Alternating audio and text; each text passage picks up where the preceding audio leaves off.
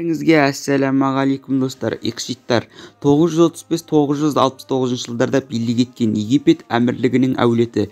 Икшиттар әулетінің негізін қалаушы Мұхаммед ибн Тудж Ферғана түріктерінен шыққан. Оның атасы Дужба халифа әл-Мустансидің тұсында Бағдадқа келеді және де қысқа мерзімде мұнда керемет мансап жасады. Дужбаның ұлы Тудж Тутмидтар армиясының қолбасшыларының бірі болған. Сол кезде бұл әулет Египет пен Сирияға иелік еткен. Оларды жеңгеннен кейін ол 905 жылы халифа әл-Мутабиге қызметке ауысады, бірақ 906 жылы тұтқындалып қамауда қайтыс болады. Мұхаммедтің өзі халифа қызметін 909 жылы Египеттегі алым жинаушылардың бірі ретінде бастады. Бірнеше жылдан кейін ол Аман ибн Шерта, содан кейін Александрия халифатының губернаторы болады.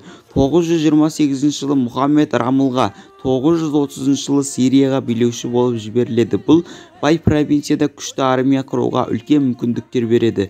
934 жылы Мұхаммед халифа үшін күтпеген жерде Мысырға шабуыл жасап, осында билік еткен губернатордың қарсыластығын оңай бұзады.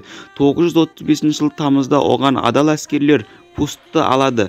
Халифа әр қалыптасқан жағдайды мойындап, Мысырда Мұхаммедтің басқаруына беру үшін ештеңе қалмады. Алайда ел әлі оның билігінде болған жоқ. Бұрынғы губернатордың қолбасшысы Хушба қарсылықты жалғастырады. Ол Фатими халифасы Әл-Хасим әскерлері Мағриптан көмекке келеді. Шешуші шайқас 936 жылы сәуірде өтеді. Осыдан кейін оның күшіне ешкім қарсы болған жоқ. Ол қарсыластарының мүлкі мен жерлерін тәркіледі. Мемлекеттік аппараттарды өз адамдарымен нығайтты. Кеме шығаратын зауытты қалпына келтірді.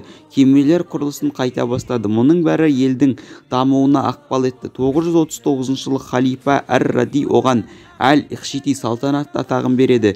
Ферғана исламға дейінгі билеушілер осылай аталған болатын. Бірақ көп ұзамай жаңа қауіп пайда болады. Сол 939 жылы Харын әр билеушісі Ибн Рак Сирияда жаулап ала бастады. Дамаск, Хомс, Халеб, Рамаля және де басқа қалаларды алды. Мұхаммед ибн Пармаға жақын жерде Ибн Ракпен шағын шайқас өткізеді. Осыдан кейін қарсыластар келіссөздерді жүргізіп келісуге келеді. Мұхаммед Әл-Ихшити ибн Райқ Сирияда жеңіліп, оны Мысырдың иесі деп таныды. Бірақ 940 жылы мамыр айында ол тағы да Мысырға басып кірді, қарсы тұрды және де қайтадан бұрынғы шарттармен татуласты. 942 жылы Ибн Райқ қайтыс болғаннан кейін Мұхаммед бірден Сирияға басып кіріп, өз иеліктерін қосты. Алайда оның бұл жерлерге билігі қысқа болды. 945 жылы Хамаданиттер әулетінің негізін қалаушы Сайб ат-Таула Мұхаммедке қарсы шықты. Көп ұзамай Икшиттар, Халеб, Хомс, Хамас және де Дамаскіден шығарылды. Бірақ 945 жылы маусымда Мұхаммед Сайд ат-Тули Дамаскінің маңында жеңді.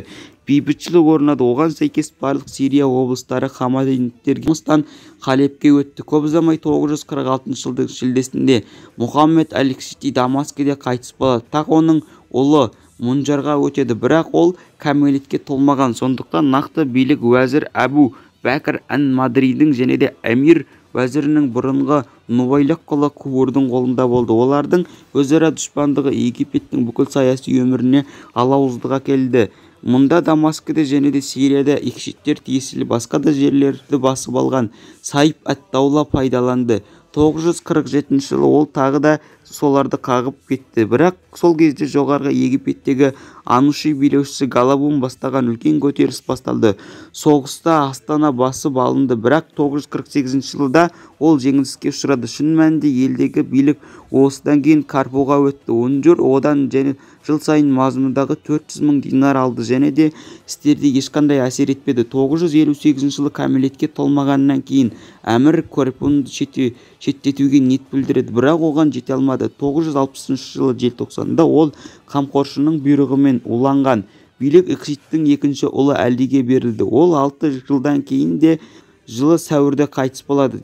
Дейін елді басқарады. Ол әдебиет пен өнердің жомарт меценат ретінде танымал болды. Осыдан кейін Әлидің жас ұлы Ахмет өтті. Оның қамқоршысы Икшиттің жиені Хасан ибн Убайдуллах болды. Алайда ол үлкен ықпалға ие болмады. Елді 9 жыл жалғасты. 968 жыл желтоқсанда Караманиттер Сирияны жаулап алады. Сонымен бірге талантты әскери жетекші Джуар әр-Руми басқарған Фатими халифасы Әл-Музайдың әскерлері бастан Мысырға басып кіреді.